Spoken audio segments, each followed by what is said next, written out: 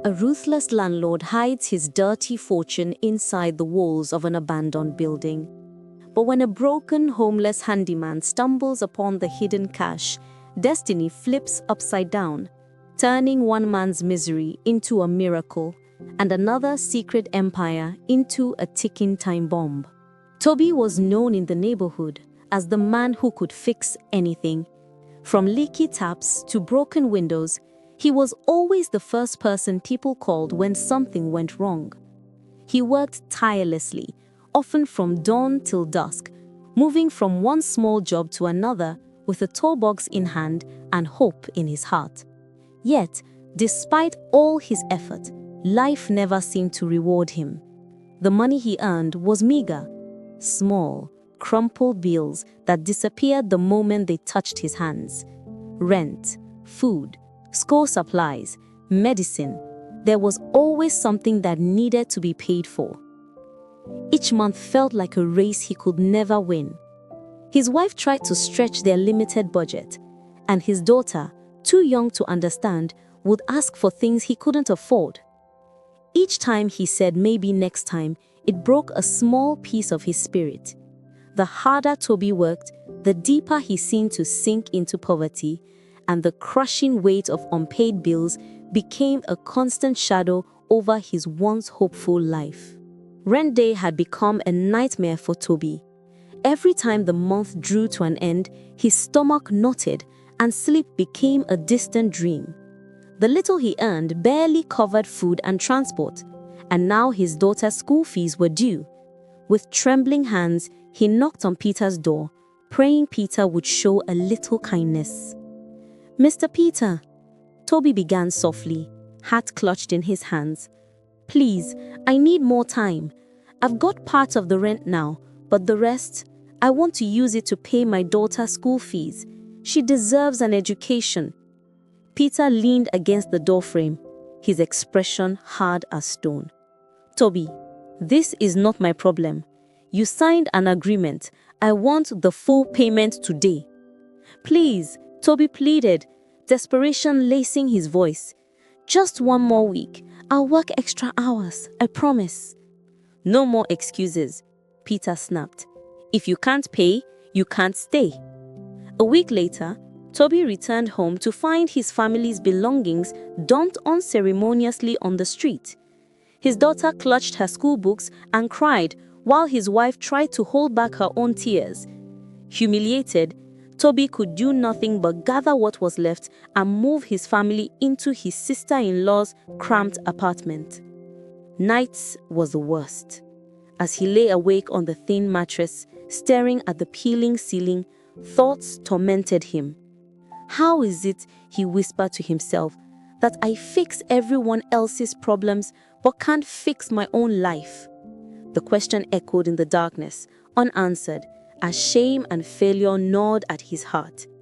He was a man who could mend broken homes, yet his own was falling apart. The days that followed the eviction were some of the darkest in Toby's life. Each morning felt heavier than the last, and each night ended with him staring blankly at the ceiling, wondering where he had gone wrong.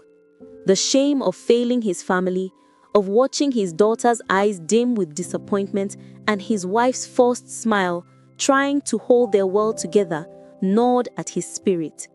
The once cheerful handyman who hummed while fixing pipes was now a man broken by life's relentless blows. To numb the ache inside, Toby turned to the only thing that seemed to dull the pain: cheap beer from a corner shop down the street. At first, it was just one bottle after work, then two. Soon it became a nightly ritual. He'd slip out after dinner, claiming he needed to walk, but in truth, he was trying to escape the crushing reality of his failures. The alcohol didn't solve anything, but for a few short hours, it made the weight on his shoulders feel lighter. "Are you going out again?" Toby's wife, Ruth, asked one evening, worry clouding her face. "Just for a walk," Toby muttered, avoiding her gaze. "You've been walking every night. You come back smelling like beer. This isn't you, Toby." "I just need to clear my head," he replied, forcing a weak smile. "I'll be back soon." That night, like many others, he wandered aimlessly through the quiet streets, bottle in hand, the bitter taste of the drink mirroring the bitterness he felt inside. The night was cool, the streets mostly empty, and the city lights blurred slightly from the alcohol in his system. Without thinking, his feet carried him further than usual, past the familiar alleys and into an area he didn't recognize. Eventually, he stumbled upon an unfinished building, dark and silent under the moonlight. Drawn by the eerie calm of the place, he stepped inside. He found a spot against one of the walls, sat down, and leaned his head back. "Maybe this is what my life has become," he murmured bitterly, staring into the darkness. "Half-built, useless, just like this place." As he shifted to get more comfortable, something strange happened. A loose brick above his shoulder dislodged and tumbled down, almost hitting him. He jumped back, startled, the sudden movement sobering him slightly. "What the?" he muttered, squinting at the gap in the wall where the brick had been. Something inside caught the faint glint of the moonlight. Curious, he reached into the cavity and froze. His fingers brushed against stacks of paper, thick and smooth. He pulled one out and stared at it under the pale light. It was money, not naira, not a few forgotten bills, dollars, crisp, real, impossibly real US dollars. No, this has to be the beer," Toby whispered, blinking rapidly. He rubbed his eyes and looked again. The money was still there. His heart began to race. He touched it again, this time pressing the bills between his fingers. They were real, cold, tangible, undeniable. This can't be real," he said aloud, laughing nervously. "It's a dream. I'm dreaming." But it wasn't a dream. It was real. And there were bundles of it, neatly stacked, deep inside the wall cavity. For a long moment, Toby just stared, his mind unable to process what he was seeing. Then instinct took over. He looked around, half expecting someone to jump out of the shadows and accuse him of stealing, but the building was silent. With trembling hands, he stuffed as many bundles as he could into his pockets. His breath came in short, quick bursts, a mix of fear and disbelief. I'll come back for the rest," he whispered to himself, his voice shaking.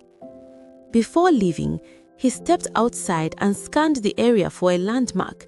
A small, rusted signboard stood at the corner of the street. He read the name again and again, repeating it under his breath, as if committing it to memory could make it more real. Then he took out a small scrap of paper from his pocket, an old receipt, and scribbled down the address. As he walked home under the moonlit sky, his mind was a storm of thoughts. Could this be a trap? Was the money stolen? Was it safe to use? But louder than all those questions was a single overpowering thought. His family would never have to suffer again. And when he finally crept into bed that night, Ruth stirred beside him. "You're back late," she mumbled sleepily. "Yes," he whispered, staring into the darkness, a secret burning in his chest. But things are about to change. And as he lay awake, listening to the soft breaths of his wife and daughter in the next room, Toby felt something he hadn't felt in a long time: hope. But beneath that hope was a faint, uneasy feeling he couldn't shake, the sense that fate had just set something in motion, and there would be no turning back. The discovery of the hidden money marked the beginning of a new chapter in Toby's life, one he had only dreamed about during those long, sleepless nights. For the first time in years, he woke up without the crushing weight of worry pressing down on his chest.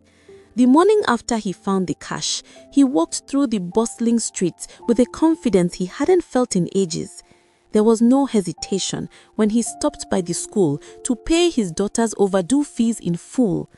The joy on her face when she came home waving her receipt brought tears to his eyes. "Daddy, I can go back to school," she squealed, throwing her arms around his neck. "Yes, my princess," he whispered, holding her tight. "No more missed classes." Within weeks, their lives transformed. He paid off the small debts that had been piling up for months, bought new clothes for his family, and even managed to move them into a modest but comfortable apartment, one that smelt of fresh paint and had space for her daughter to play. Ruth, his wife, watched these changes with mixed emotions. She was grateful, yes, but also deeply unsettled. One evening, as they sat together in their new living room, something she had only imagined before, Ruth finally voiced the question that had been eating at her. "Toby," she began cautiously, "I need to ask you something, and I want the truth." He glanced up from the television, sensing the seriousness in her tone. "What is it?" "All this money," she said, gesturing around the room. "The school fees, the new apartment, the furniture. Where did it come from? You don't make this much fixing pipes and patching roofs." For a long moment, Toby was silent. Part of him wanted to lie, to protect her from the truth. But he also knew that keeping secrets from his wife would only breed mistrust. He sighed and turned to face her. "I found it," he said quietly. "Money, hidden in an old wall inside an unfinished building." Ruth blinked in confusion. "You found it?" "Yes," he replied. "I was out one night just trying to clear my head. I leaned against a wall and a brick fell out. And there it was, stacks of dollars. I took some, enough to help us get back on our feet." Her eyes widened. "Toby, that's dangerous. What if someone comes looking for it? What if it belongs to a criminal?" "I've thought about that," he admitted, taking her hands in his. "But listen, we've struggled for too long. I couldn't watch you and our daughter suffer anymore. Maybe it's fate. Maybe it's our chance to start over." Ruth stared at him, torn between fear and relief. "Does anyone else know?" Toby said firmly. "No one, and it has to stay that way. Promise me, Ruth, no one can know about this money. Not friends, not family, no one." She hesitated before nodding. "I promise." From that day forward, the money became their family's silent blessing and their biggest secret. The truth behind the money Toby found was far darker than he could ever have imagined.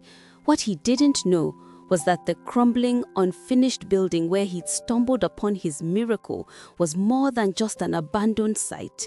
It was a carefully chosen hiding place. The money belonged to none other than his former landlord, Peter.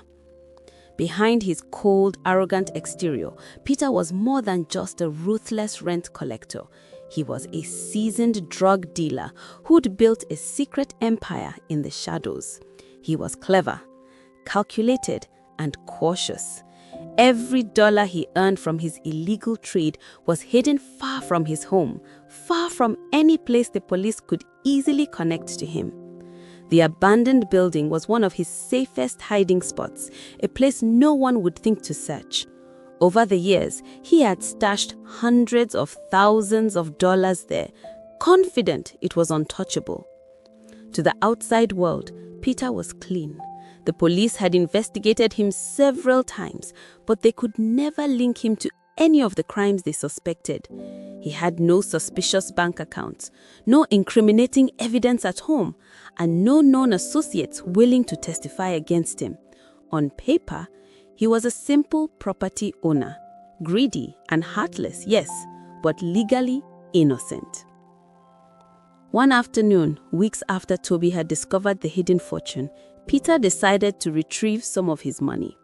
He planned to use a portion of it to fund a new deal and treat himself to a luxury vacation. Confident, he drove to the abandoned site as he always did, in a nondescript old car, wearing a baseball cap and sunglasses. But the moment he reached into the wall cavity, his stomach dropped. "What the hell?" he muttered, blinking at the hollow space where bundles of cash should have been. He shoved his arm deeper inside, searching desperately. But there was no mistake. A significant portion of the money was gone.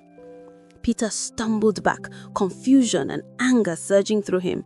Impossible! No one knows about this place, he whispered as he paced back and forth. He had never told a soul, not his closest associates, not even his wife. For the rest of that day, Peter couldn't focus on anything else. His mind raced with questions. Had one of his men betrayed him? Had someone been following him without his knowledge? Or worse, had the police somehow discovered the hiding place? This doesn't make sense, he growled to himself as he slammed the glass of whiskey on the kitchen counter that night. I was careful, no one could have known. But Peter didn't become one of the city's most elusive criminals by ignoring problems. If someone was taking his money, he needed to know who, and fast. So he devised a plan. The following day, under the cover of darkness, he returned to the site with a small, discreet security camera. He climbed a ladder and installed it in the upper corner of the building, carefully positioning it behind a loose beam where it would be nearly invisible. From that angle, it would capture anyone who entered and approached the hiding spot. Let's see who you are, he muttered with a cold smile as he adjusted the lens. Weeks passed since Toby's life had turned around. The money he had found had given his family a fresh start. Rent was paid, his daughter was back in school, and for the first time, they had a home that felt truly theirs. But as the days rolled by, the bundles of cash he had taken slowly dwindled. Bills, school fees, and a few small luxuries they had long gone without had eaten away at the once unimaginable sum. Eventually, he found himself staring at the bottom of his drawer where only a few crumpled notes remained. One night, as he sat alone at the kitchen table counting the last of the money, a thought struck him. There's still more. I didn't take it all. The memory of that unfinished building with stacks of untouched cash still hidden behind the wall burned in his mind. At first, he tried to shake it off. He knew going back was risky, but temptation is a powerful thing. And soon, temptation won. Ruth, he said casually one evening, I need to go out for a job early tomorrow. Might be a long day. She looked at him suspiciously. Another job? You haven't taken one in weeks. Just a small one. Don't wait up, he replied, trying to keep his voice steady.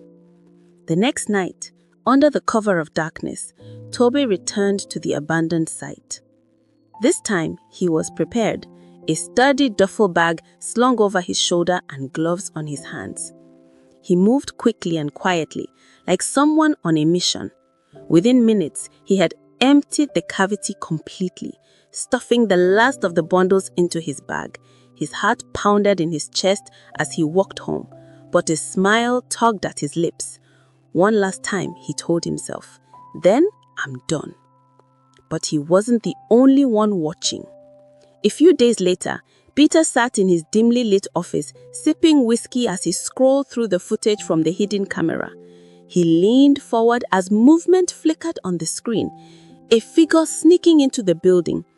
Then the man stepped into the light, and Peter's jaw tightened.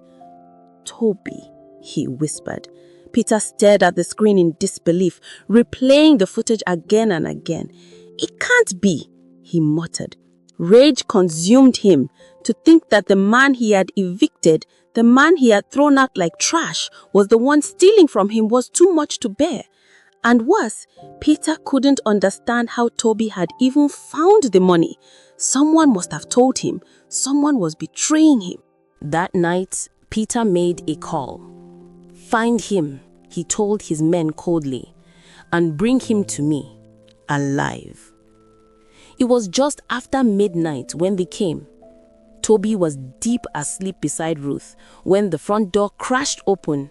3 men stormed in, grabbing him before he could even react. Ruth screamed, clawing at them, but one of the men shoved her aside. They dragged Toby out of the house, throwing a sack over his head. Hours later, he woke up tied to a chair in a damp, windowless room. The sack was yanked off, and there stood Peter, his face twisted with fury. "Long time, Toby," he said, seconding him slowly. "I see life's been treating you well lately."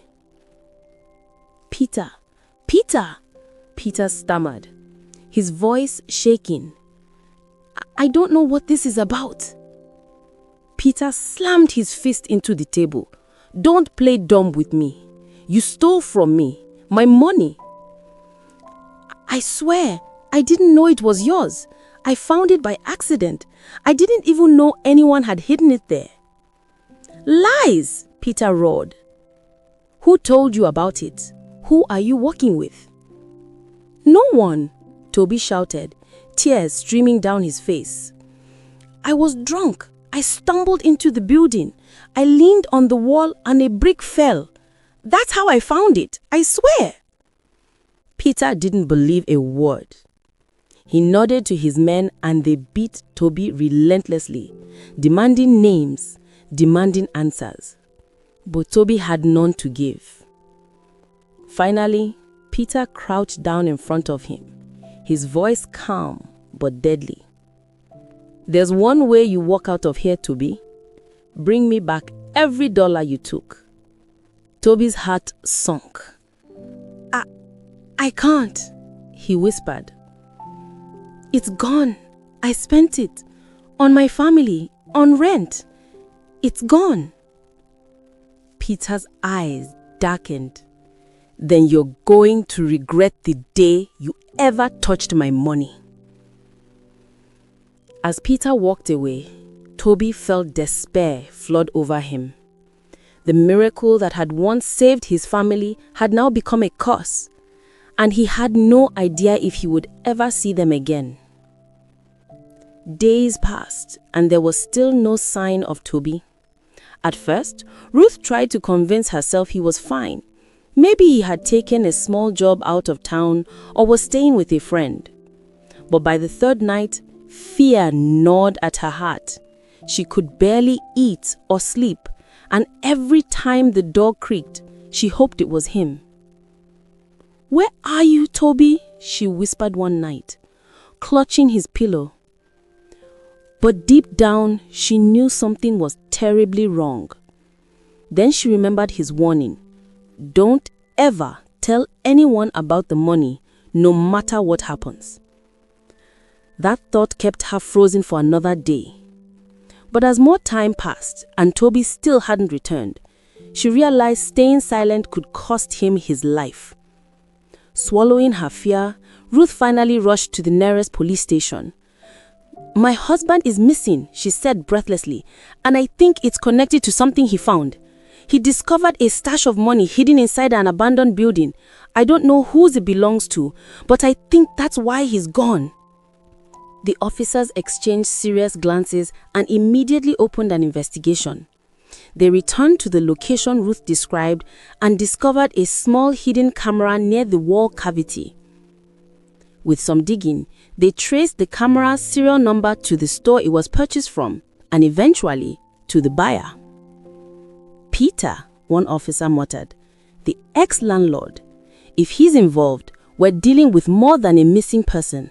We're dealing with a criminal." At dawn, police cars surrounded Peter's luxurious home. Sirens wailed as officers stormed inside, catching him completely off guard.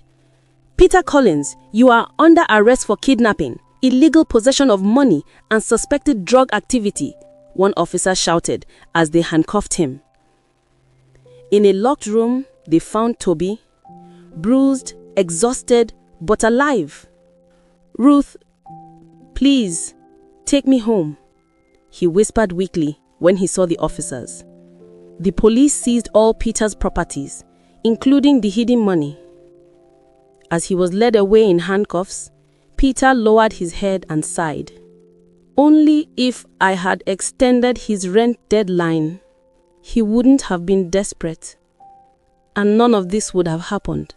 But it was too late. Greed and cruelty had finally caught up with him. If you enjoyed this story, don't forget to like, comment, share, and subscribe for more dramatic tales. We want to hear from you. If you were in Toby's shoes, would you have taken the money knowing the risk or walked away? Share your thoughts in the comments below. Your support helps us bring even more unforgettable stories to life.